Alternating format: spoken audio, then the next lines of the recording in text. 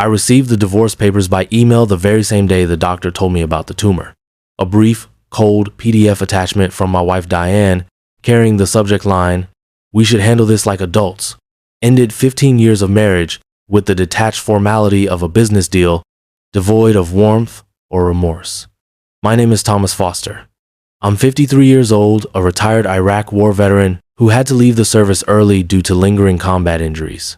The news of my cancer diagnosis earlier that morning had already shattered my world, but Diane's email that evening pushed me further into despair. She had quietly emptied our joint accounts to some unknown location and swiftly moved Brianna Man she had casually introduced to me once as her yoga partner into the home I had worked tirelessly to build in the suburbs of Denver, Colorado. After reading the email, I sat motionless for a long time in the small hospital room, staring blankly out the window toward the cold, gray parking lot below. A nurse came in and asked if I was all right, but I didn't respond. Words felt pointless at that moment. I quietly left the hospital and drove back to the modest apartment I had rented temporarily while awaiting further tests, feeling an overwhelming sense of emptiness and bitterness. That night, alone in the dark, I stared at my phone screen, which displayed a single unsent word, "Understood." I chose not to argue, plead, or confront her. Those were never my ways. Yet, deep inside, an incessant question nagged relentlessly. Why now? When I'm facing the greatest battle of my life? As the phone screen dimmed, a new resolve gradually emerged within me. I realized this fight wasn't merely about assets or betrayal. It was a battle for dignity, justice, and proof that even when backed into life's darkest corner, one can rise again, head held high, and reclaim fairness for oneself. After Diane's email, my life began unraveling faster than I could grasp, and each discovery seemed carefully planned to inflict maximum pain. Just days following her cold announcement, I sat numbly in the cafeteria of St. Luke's Hospital in Boulder, Colorado, attempting to distract myself from the grim prognosis I'd received earlier. A sudden vibration from my phone startled me, and I hesitated, almost sensing that another shock awaited me. Reluctantly, I unlocked the screen, and a stark notification stared back. An account withdrawal of $85,000, nearly every cent we had accumulated over the years, reduced to a mere handful of dollars and cents. My chest tightened painfully as I scrolled through the bank app, each recent transaction more crushing than the last. Diane had quietly drained the savings account we'd built meticulously, transfer after transfer, starting small and subtle during my initial hospital visits and escalating boldly the moment my medical diagnosis was confirmed. My mind struggled to comprehend the calculated coldness behind her actions, a cruelty I had never imagined her capable of, even in our darkest days. Feeling utterly drained, I slipped the phone back into my pocket and stared blankly at my untouched plate, unaware of the bustling hospital staff and visitors moving around me. Frank, an old Army buddy who happened to work in the Veteran Services Department at the hospital, approached cautiously, sensing something profoundly wrong. He sat across from me, his voice filled with genuine concern as he asked softly, "Thomas, is everything all right?" I met his eyes briefly, then looked away, managing only a quiet, vague reply about finances, unable and unwilling to burden him with the full, humiliating truth. Not yet, anyway. That night, alone in my temporary apartment, the quiet amplified every painful detail of Diane's betrayal. Unable to sleep, I opened the laptop, driven by an instinctive suspicion that Diane had forgotten one crucial detail: the security cameras I'd installed around our home after a recent wave of burglaries in the neighborhood. My fingers trembled slightly as I logged into the security app, bracing myself for what I might discover, yet still wholly unprepared for the scene that greeted me. The footage showed Brianna Man, who, until recently, had been little more than a vague acquaintance, comfortably settled into my home as if it were his own. Anger surged through me as I watched him casually sipping coffee from my favorite mug, strolling around the kitchen I'd renovated by hand, even laughing easily in the spaces I had once cherished with Diane. It wasn't just the invasion of my home, it was the violation of the life and memories I'd built piece by piece. The true blow, however, came when Diane entered the frame, smiling and leaning affectionately against Brian, her expression serene and satisfied, completely unaware or uncaring of the devastation she'd left behind. In that instant, my sadness gave way to something colder, sharper, and far more powerful, a resolve born from deep within, forged in betrayal and hardened by injustice. I closed the laptop slowly, my mind rapidly forming a strategy. This was no longer just about reclaiming stolen money or confronting unfaithfulness. This was a carefully orchestrated attack against everything I valued. Determined, I pulled out a notepad and began scribbling notes, plans that might bring clarity and justice to the chaos Diane had unleashed. I would call Mark, a close friend and skilled attorney who specialized in family law, meticulously review our mortgage agreements, something Diane casually mentioned refinancing months before, though I'd barely paid attention at the time, and carefully secure my military pension and veterans benefits from further exploitation. Early the next morning, before the first hints of dawn light broke through the apartment window, I sent Mark a discreet email, laying out the urgency of my situation. He responded swiftly, his calm professionalism reassuring even amid this turmoil, advising me to meet him privately later that day. Our conversation, though brief, solidified a careful but decisive plan of action. 2 weeks later, fully prepared yet emotionally drained, I quietly returned to Boulder under the radar, checking into a modest motel on the outskirts of town under a false Namia precaution Mark had suggested. We met at a quiet cafe. The familiar lines of worry etched deeply across my friend's face as he handed me a thick envelope containing documents gathered meticulously over days of intense investigation. As I scanned through the documents, my pulse quickened painfully. Among bank records, account statements, and transaction details, one particular page demanded my full attention: a refinance application bearing my signature, or rather, an approximation of it. Mark leaned in, his voice lowered in concern. "Thomas, your signature here was forged. Diane, or someone working closely with her, used your name to pull out a sizable equity loan against your property, over $300,000. Your home equity, your life savings gone or frozen in a tangle of deceit." I stared silently at the falsified document, the betrayal sharper, deeper than any blade. Diane hadn't merely chosen another path.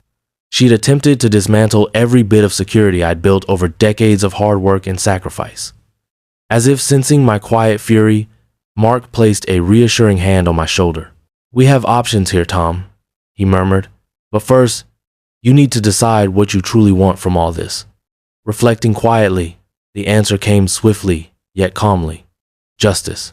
I wanted Diane and Brian and anyone else involved to face the full weight of the consequences they had so arrogantly ignored. I wanted my dignity restored and truth clearly revealed. Mark nodded, understanding my silent determination completely. That evening, after visiting the bank and filing reports contesting the fraudulent refinancing, my phone vibrated with a text from Diane, her words tinged with suspicion and anxiety. "Thomas, we need to talk urgently. Someone is asking questions at the bank. This isn't what it looks like." Reading her message, a bitter laugh escaped my lips. The irony was painful. Those were almost exactly the words I'd wanted to hear months ago, but now they were hollow and meaningless. I didn't respond, deciding instead to continue quietly preparing my case, collecting evidence that Diane herself provided unwittingly with every panicked message and frantic attempt to cover her tracks. Each revelation pulled me further from emotional turmoil toward a calculated sense of clarity. Diane had carefully planned her betrayal, unaware she was stepping right into a trap she herself had set. And as I moved steadily forward, fueled by unwavering resolve and newfound clarity, one truth became undeniably clear: betrayal might shatter hearts, but justice could still restore dignity. Diane had started this fight, coldly confident in her plans, but she hadn't counted on my determination. Honed through battles far tougher than she could imagine, and now, more determined than ever, I was ready to finish it. In the quiet darkness of the motel room on the outskirts of Boulder, I sat alone, enveloped by shadows, wrestling with emotions I had kept locked away for far too long. Each tick of the old, battered clock on the wall seemed amplified, resonating with memories of what had once been and now was irretrievably lost. Diane's betrayal cut deeper than I'd ever thought possible, surpassing mere disappointment or hurt feelings. It felt like a surgical extraction of every ounce of dignity and worth I had painstakingly nurtured over decades. I had always prided myself on resilience, a virtue shaped by years of discipline and duty. As a soldier, you're trained to face adversity without complaint, accepting hardships as an inevitable part of the journey. But nothing had prepared me for the profound isolation I now felt, compounded by the cruel twist of fate in my health diagnosis. It was not simply the loss of financial security or the violation of my trust that left me wounded, was the realization that Diane, the person I had trusted above all others, had seen my illness not as a moment to come closer, but as an opportunity to exploit my vulnerability. Memories flooded back unbidden, carrying bitter reflections and painful clarity, each moment illuminated in sharp detail by the stark reality of the present. I remembered vividly how Diane had smiled as we exchanged vows on that sunny day 30 years ago at a quaint little chapel near Estes Park, her eyes shimmering with tears of joy and promise, pledging support in sickness and in health. Now, the stark contradiction between those vows and her recent actions made those memories feel tainted and hollow, as if they belonged to someone else entirely. Sleep evaded me, and I spent hours pacing the narrow confines of the dimly lit room, retracing our relationship step by step, desperate to pinpoint precisely where it had begun unraveling. Was it during my last overseas deployment, when Diane's voice on the phone had seemed increasingly distant and detached? Or perhaps it was in the months afterward, when her patience wore thin with my chronic aches and sleepless nights, symptoms I now understood had foreshadowed the medical crisis that had become undeniable. Bitterness mingled with regret as I recalled her subtle hints of discontent over the years, remarks about how other couples traveled freely or retired early, comments I dismissed as casual frustrations, never realizing they had slowly calcified into resentment. Yet, despite these clues, the depth and calculation of her betrayal still stunned me, each revelation adding another layer of pain. Questions spun endlessly in my mind, relentless and unforgiving. Had she always intended to deceive me? Or had our marriage truly been genuine at one point, only to become twisted by opportunity and desperation? And more painfully, had I somehow contributed to this outcome by choosing duty over family, unknowingly isolating Diane with each deployment and sacrifice? I felt the weight of loneliness pressing down heavily, an oppressive force intensified by the silence of that bleak motel room. I had lost both parents years ago, my father to a sudden heart attack, my mother to a lingering illness, and in the grief of those losses, Diane had been my anchor, the person who had quietly held my hand at funerals, whispering reassurances that time would heal all wounds. But now, without her, I realized I had no one left to lean on, no comforting presence to ease this burden, just the cold echo of betrayal reverberating in empty space. A sudden sense of panic gripped me as I wondered if Diane's actions were just the beginning. Could there be even darker revelations yet uncovered, further betrayals that would strip away whatever dignity and stability remained? I opened my laptop once again, compelled by both dread and necessity, and began reviewing documents and financial records meticulously, each new finding deepening the sense of violation and strengthening my resolve for justice. In the early hours of the morning, as dawn painted muted shades of gray and pink across the Colorado sky, clarity slowly emerged from my tormenting thoughts. Diane had chosen her path, one defined by deception and cruelty, but I still held control over mine. Bitterness and sorrow could drown me, or I could channel these emotions into decisive action, reclaiming not just what was materially mine, but also my dignity and self-worth. I knew now that this fight was no longer merely personal revenge or simple restitution. It had become a mission to prove to myself, and perhaps to others who had suffered similarly, that even the harshest betrayal cannot destroy a soul determined to rise again. As I closed the laptop, exhaustion finally overtaking my restless body, one thought resonated powerfully in my mind. Diane had gambled everything on my perceived weakness, never suspecting that my greatest strength emerged precisely when I had nothing left to lose. After weeks submerged beneath a heavy tide of betrayal and self-doubt, I finally found a flicker of clarity emerging from the shadows of my despair. I knew then that this was no longer just about my wounded pride or shattered trust, but about restoring the dignity stripped away from me by someone who had once sworn eternal devotion. As I sat alone, nursing a cup of lukewarm coffee in that quiet motel room near Boulder, I recognized with absolute certainty that surrender was no longer an option. Too much had already been lost, and the time had come to reclaim my rightful place in the story Diane had tried so desperately to rewrite without me. With each sunrise, I pushed aside the lingering aches of illness and disappointment, methodically shifting focus from self-pity toward deliberate action, driven by the methodical training ingrained during decades of military discipline. My friend Mark had already laid out crucial first steps, and I began to meticulously gather evidence, organizing every bank statement, document, and transaction record with the precision of a soldier preparing for a battle, calm, steady, and utterly focused. Late one evening, during another careful review of financial records, I stumbled across a series of irregular transfers to a name that meant nothing to me at first glance: Gregory Wallace. A growing suspicion took root, intensified by the size and frequency of these transactions. Mark, after running a discreet investigation, confirmed my hunch with a grim tone. Wallace, a shady real estate agent notorious for arranging rapid, undervalued property sales, had a well-documented history of collaborating with individuals preying upon distressed families, particularly military veterans deployed overseas or incapacitated by illness. The reality of Diane's betrayal expanded before me with chilling clarity. This was no impulsive mistake, but a calculated scheme crafted methodically to strip away not just my resources, but my very security and peace of mind. Every detail was orchestrated with cruel precision. Wallace's involvement, Diane's systematic account withdrawals, and even Brian's convenient presence, all arranged to exploit a situation that had already left me vulnerable. Yet, instead of despairing at these revelations, my resolve hardened into a steady determination, and I found strength in my newfound clarity. Diane, in her ruthless pursuit, had unwittingly underestimated my capacity to respond decisively under pressure. Each painful detail became another building block for my strategy, another piece to the puzzle. I was carefully reconstructing a puzzle that would soon expose Diane and her accomplices for precisely what they were: opportunistic predators cloaked in ordinary lives. I spent sleepless nights formulating my approach, meticulously documenting Diane's fraudulent activities, and coordinating closely with Mark to secure crucial evidence from our financial institutions and mortgage lender.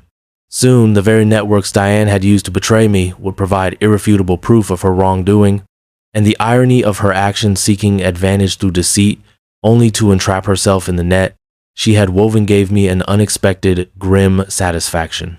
Determined to stay composed and strategic, I scheduled meetings with bank fraud investigators, quietly laying out my detailed records and undeniable evidence of forgery, misappropriation, and fraud. Each carefully documented account withdrawal, each forged signature, and every suspicious transaction involving Wallace provided another compelling thread for authorities to follow. Soon, they began to acknowledge the extent of the sophisticated operation unfolding beneath seemingly ordinary lives in our quiet suburban community near Boulder. Amidst this intensive preparation, I received another text from Diane, her messages growing increasingly desperate as her carefully constructed scheme began to collapse around her.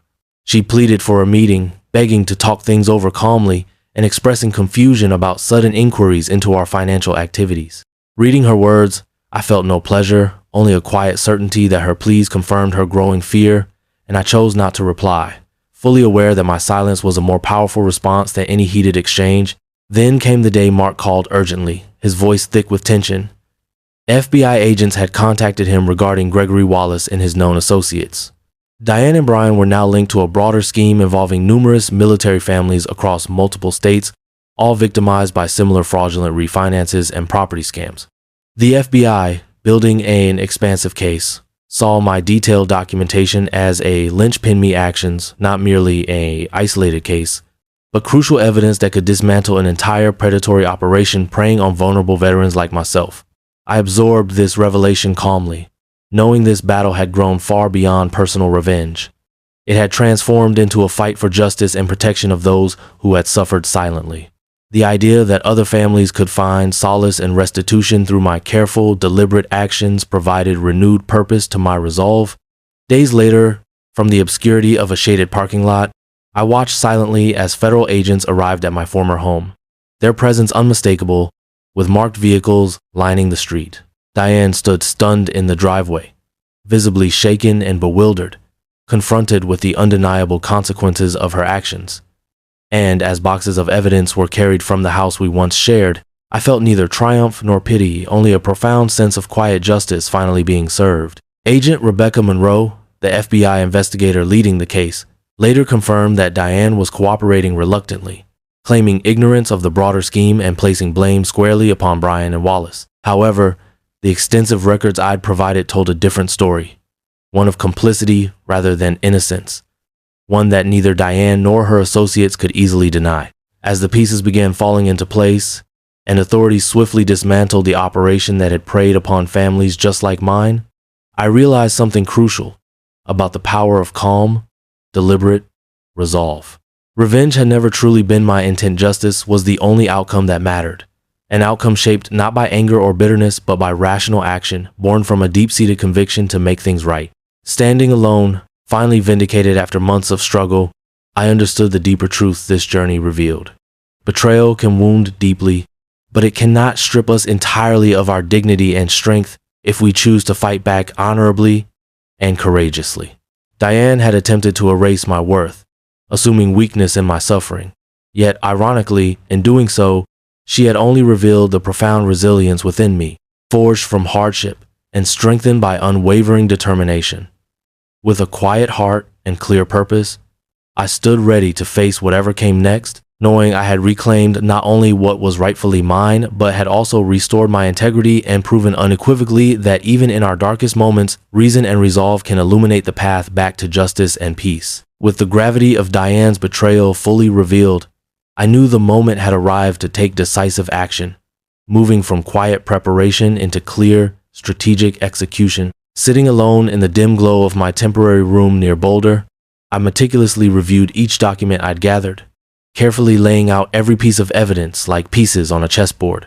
It felt strange, almost surreal, that the woman who once stood by my side was now my adversary. Her moves anticipated and countered as if I were orchestrating a mission, drawing from the discipline learned over decades of military service.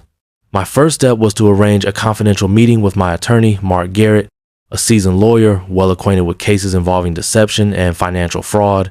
Mark had been by my side through life's darkest moments before, but this challenge demanded more than mere legal expertise. It required an intricate, patient strategy designed to unveil Diane's hidden intentions without prematurely alarming her or her accomplices. Over strong coffee and quiet conversation in a discreet diner on the outskirts of Boulder, we carefully mapped out our moves, each step calculated to dismantle Diane's deception piece by piece. In the days that followed, Mark methodically began subpoenaing critical financial records from banks and mortgage lenders, discreetly gathering the proof necessary to build an airtight case against Diane, Brian, and their accomplice, Gregory Wallace. Each document Mark uncovered painted a clearer picture of the sophisticated scam that targeted veterans like myself, a sinister enterprise exploiting trust and vulnerability for profit. The deeper we delved, the clearer it became that this case was about far more than personal retribution. It was a fight against systemic injustice, harming innocent families across multiple states. One afternoon, Mark arranged a crucial meeting with the local bank manager, Amanda Stone, a quietly efficient woman whose precise demeanor softened slightly when she recognized my name from community veteran events. As I laid out my identification alongside my authentic signature, Amanda's eyes widened with shock upon comparing them to the forged signature on the refinance documents Diane had submitted. Her voice trembled slightly as she assured us she would cooperate fully, recognizing instantly the severity of Diane's actions. She promised to immediately freeze the remaining funds from the fraudulent refinance and report the incident to higher authorities. During this same period, subtle yet powerful shifts occurred behind the scenes. Through Mark's diligent work and Amanda's quiet determination, details of Diane's scheme began quietly unraveling. Transfers were traced, accounts frozen, and slowly but surely, each move Diane had made in secret was exposed to the harsh light of scrutiny. Despite her frantic attempts to conceal her involvement, desperate messages flooding my phone, begging for conversation or negotiation, I maintained careful silence, knowing any premature response could compromise our case. Her panic, revealed through increasingly erratic behavior, became further evidence in our favor, strengthening our strategic position with every passing day. Then came an unexpected twist, delivered through a late-night call from Mark, his voice edged with restrained excitement. Gregory Wallace had unwittingly provided a critical breakthrough. Unaware of our surveillance, he had arranged a rushed meeting with Brian inside a property he intended to flip quickly, a meeting covertly captured through the home security system I'd quietly upgraded months earlier. In the recorded conversation, Wallace spoke candidly about their tactics, leveraging distressed veterans' homes to pocket large profits, banking on the emotional turmoil and vulnerability of victims to ensure silence and compliance. Listening to this recording, I felt a renewed wave of determination. Diane's betrayal was painful enough, but hearing Wallace coldly detail his calculated exploitation of other veterans ignited a powerful resolve within me. Mark immediately forwarded this damning evidence to FBI agent Rebecca Monroe, who had already been tracking similar cases, and with this crucial piece, federal authorities swiftly moved forward. Within days, search warrants were executed, bank records meticulously audited, and Diane, Brian, and Wallace found themselves increasingly cornered by the law's relentless pursuit. Throughout this ordeal, I watched silently, maintaining my deliberate calm even as my personal life lay shattered, understanding clearly that justice demanded patience and composure rather than impulsive anger. When Diane finally realized the full extent of our investigation, her pleas transformed into desperate, apologetic phone calls and texts, each message attempting to cast herself as another victim ensnared by Brian and Wallace's schemes. Yet, I knew too well the depth of her involvement. Her betrayal had not been passive but actively complicit, a truth revealed by the overwhelming weight of documented evidence carefully assembled over months of patient scrutiny.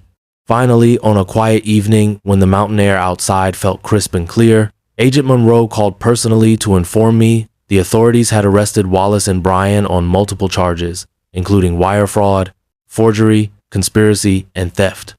Diane, confronted with undeniable proof and facing overwhelming evidence of her complicity, accepted a plea agreement offering full restitution of the funds she had illegally diverted and forfeiting any claim to my military pension or home equity. Her carefully constructed facade had finally crumbled entirely, replaced by legal accountability. Though the bitter taste of betrayal lingered, this moment brought a profound sense of resolution and vindication, a satisfaction born not from vengeance, but from the unyielding pursuit of justice. My careful planning, quiet resilience, and unwavering determination had not only restored my personal dignity, but had also safeguarded other innocent victims from further harm, dismantling an entire predatory scheme that had preyed upon countless families. The journey had tested me deeply, but ultimately reaffirmed the strength of integrity and perseverance in the face of betrayal. As I reflected upon everything from the quiet solitude of my motel room, I understood deeply that this victory was about much more than reclaiming assets or exposing wrongdoing. It was about proving to myself and to others who might face similar darkness that even in the bleakest moments, the human spirit, guided by calm, resolve, and righteous intent, could still triumph over deceit and cruelty.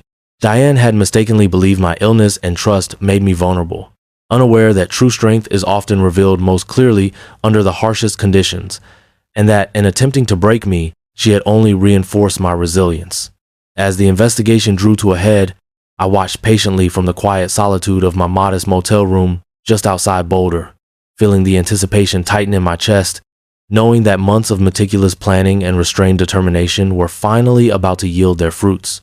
On a bright, cool autumn morning, my attorney Mark Garrett contacted me with a hushed urgency, informing me that federal agents, led by FBI Special Agent Rebecca Monroe, were preparing to execute warrants against Diane, Brian, and their real estate accomplice, Gregory Wallace. The wheels of justice, slow but unstoppable, were finally turning, fueled by indisputable evidence and my unwavering resolve. Driving discreetly to a vantage point across from my former home in a quiet suburban neighborhood near Longmont, I sat behind the wheel, my heart pounding with anticipation as federal vehicles quietly took positions around the house I'd once proudly called mine.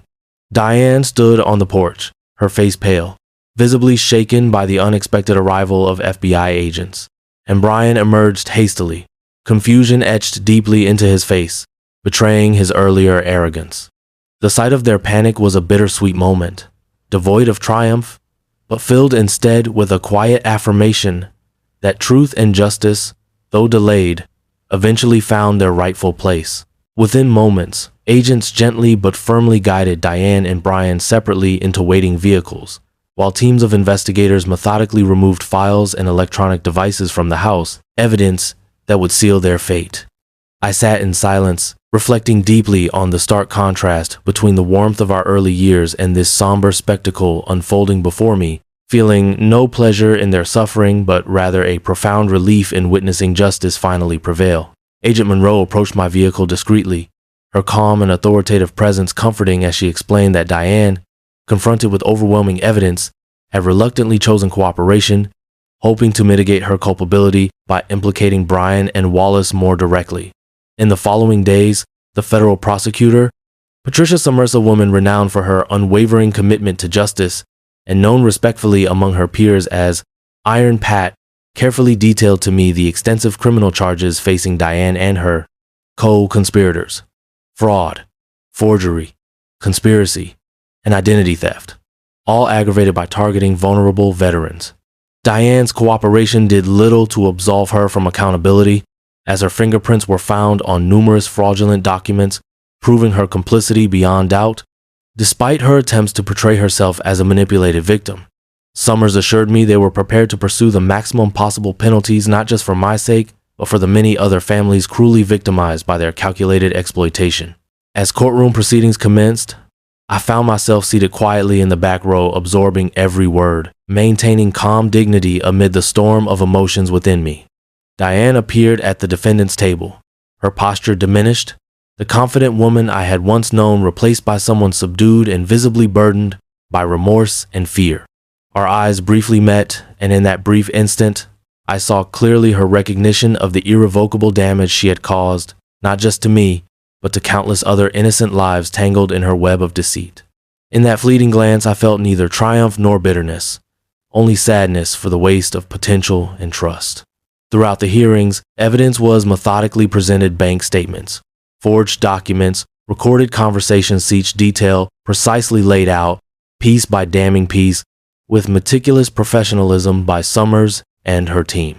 Wallace's lawyer attempted a defense filled with hollow denials and diversionary tactics, but the depth and thoroughness of the prosecution's case made their efforts appear desperate and futile. The jury listened attentively, their faces reflecting clear understanding and growing indignation, deeply moved by the betrayal of trust that unfolded before them. Ultimately, confronted with overwhelming proof, Gregory Wallace and Brian accepted plea deals, offering extensive testimonies implicating each other and revealing the chilling extent of their wider network, thus securing convictions without a prolonged trial.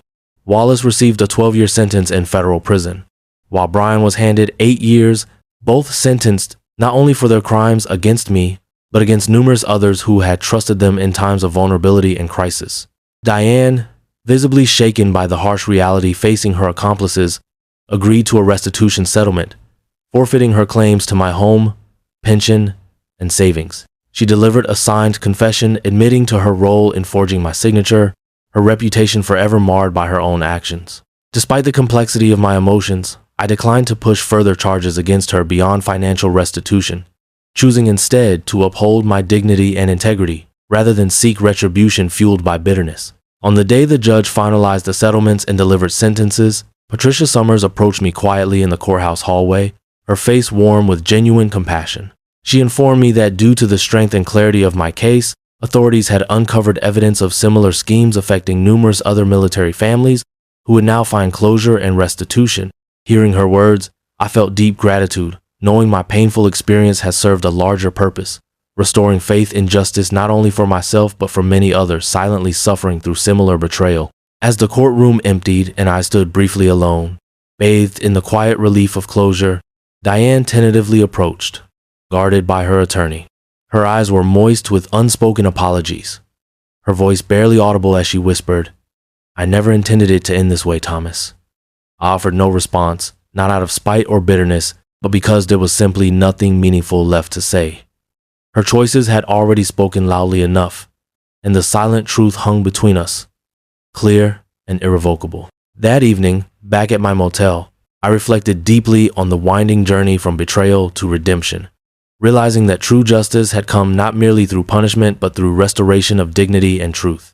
Diane's betrayal had wounded me deeply, yet the experience had paradoxically reinforced my resilience, revealing strengths within myself that years of peace might never have tested. Justice, I'd come to understand, was not only about punishment, but about affirmation of what is right and honorable, a restoration of balance disrupted by deceit. As the sun set slowly behind the mountains near Boulder, painting the sky with soft hues of amber and violet, I felt a quiet yet profound peace settling within my heart. Diane had taken much from me, Yet, through determined effort and patient perseverance, I had reclaimed my dignity, my identity, and my life, proving beyond any doubt that even the darkest betrayal could not extinguish the enduring power of truth, resilience, and unwavering resolve. As the tumultuous waves of legal battles gradually subsided, I found myself standing quietly upon a threshold, reflecting deeply on everything I had endured. With the financial settlement secured and justice finally delivered, I knew it was time to move forward. Yet the path ahead remained uncertain, cloaked in the gentle haze of an unknown future. Selling my house near Longmont became a necessary step, as the very walls once sheltering dreams now felt heavy with memories of deception and heartbreak, offering no comfort, only echoes of past betrayal. With the sale completed, I chose to relocate to a serene and modest cabin nestled in the foothills just outside Helena, Montana, a tranquil place far removed from the tumult of recent events, providing solace and the opportunity for renewal. Surrounded by tall pines and the soft murmur of a nearby creek, I spent many quiet days repairing and rebuilding the simple wooden structure with my own hands, each nail and board placed carefully, a deliberate act of reclaiming control over my life. This humble sanctuary gradually became more than a home. It became a symbol of resilience, a testament to the strength and integrity I had rediscovered within myself through adversity. My days settled into a comfortable rhythm as I began exploring meaningful connections with neighbors in the surrounding rural community, many of whom, like myself, were older individuals seeking peace after life's storms. These genuine friendships provided not only companionship, but also subtle yet profound lessons in forgiveness and compassion, teaching me to let go of lingering resentment toward Diane. The bitterness that had once haunted my thoughts slowly faded, replaced by gratitude for surviving the journey and the clarity that had emerged from pain. Despite the tranquil routine, echoes of the past occasionally resurfaced, gentle reminders of why my story mattered beyond personal struggles. One afternoon, as sunlight filtered through the windows, warming my cabin's rustic interior, I opened a letter from a stranger named Emily Thompson, a woman whose husband had served in the Navy and been targeted by Gregory Wallace's fraudulent scheme. Her heartfelt words resonated deeply as she thanked me for courageously standing against injustice, acknowledging that my persistence had inspired others to reclaim their own dignity and hope. As I read her letter, emotion welled within me, reinforcing the powerful truth that our battles, no matter how personal, often ripple outward, impacting lives we may never fully know. Health-wise, the fight against my illness continued quietly but steadfastly, each doctor's visit and treatment becoming a gentle reminder of life's fragility yet preciousness. Instead of despairing, I learned to cherish the moments that truly mattered: warm evenings spent beside the fireplace, conversations with friends over cups of steaming coffee, and peaceful walks beneath Montana's expansive, star-filled skies.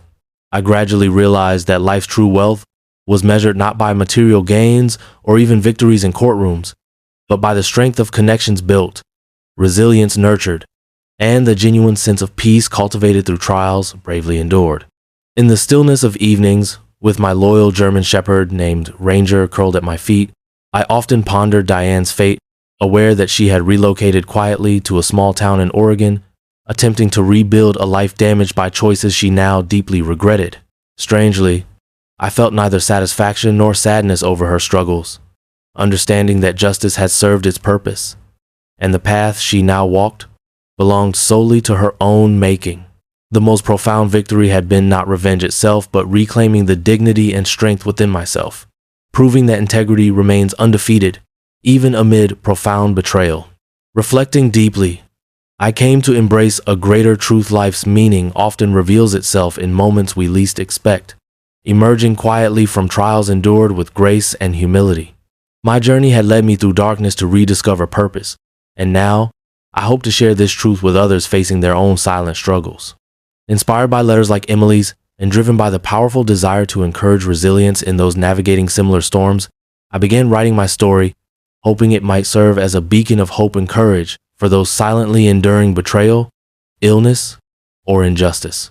As I placed the final touches on this narrative, I felt immense gratitude for every reader who might find strength in these pages, understanding that although each journey through darkness is deeply personal, we are never entirely alone. To anyone currently battling their own storms, I offer this heartfelt encouragement. Never underestimate your strength, your resilience, and your ability to rise again, transformed and empowered by experiences that once threatened to break you. If my story has resonated with you, please share it, as your voice might become the guiding light someone desperately needs right now. Subscribe and join our community, because together, our stories possess the extraordinary power to heal, inspire, and transform. Remember always, your dignity, your strength, and your worth cannot be taken by betrayal or hardship. They are forever yours to reclaim.